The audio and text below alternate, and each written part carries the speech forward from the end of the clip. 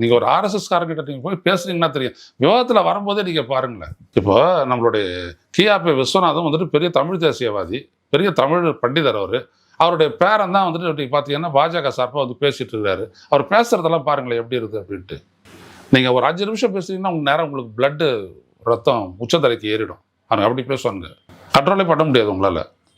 நம்ம என்ன பண்ணுறோம், ரொம்ப சயின்டிஃபிக்காக நம்மளாம் அப்படியே பண்ணிகிட்டு இருக்கிறோம். கோயில் வேணாம் வேணாம் அப்படின்ட்டு இது பண்ணிகிட்டு இருக்கிறோம். ஆனால் என்ன ஆனாலும் சரி, ஒரு காலத்தில் அவங்க எடுத்து போய்ட்டு வன்முறையில் நாட்டை மூழ்கடிச்சிருவாங்க. வன்முறையில் தான் அவங்களோட வேலை இருக்குது. நீங்கள் ஆர்எஸ்எஸ்னுடைய பல வெளியீடுகள்லாம் படித்த எனக்கு அனுபவம் உண்டு. இப்போ கூட பார்த்தீங்க அப்படின்னோம்னா இங்கெல்லாம் வந்துட்டு ஆர்எஸ்எஸில் சேருவோம் அப்படின்னு சொல்லிட்டு அவங்க வந்துட்டு ஒரு இதெல்லாம் கொடுத்துட்டு போகிறாங்க வீடு வீடாக. இப்போ கடைசியாக அந்த தகவல் வந்துட்டு எப்படி மருத்துவமனைகளை வந்துட்டு கையகப்படுத்துறது, எப்படி பேஷண்ட்டை வந்துட்டு அதன் மூலமாக வந்துட்டு ஆர்எஸ்எஸ்க்கு அனுதாபிகளாக மாற்றுறது அப்படின்ற வேலையெல்லாம் செஞ்சுட்டு இருக்கிறாங்க. இதை பாருங்க, இது என்ன சாமி இது?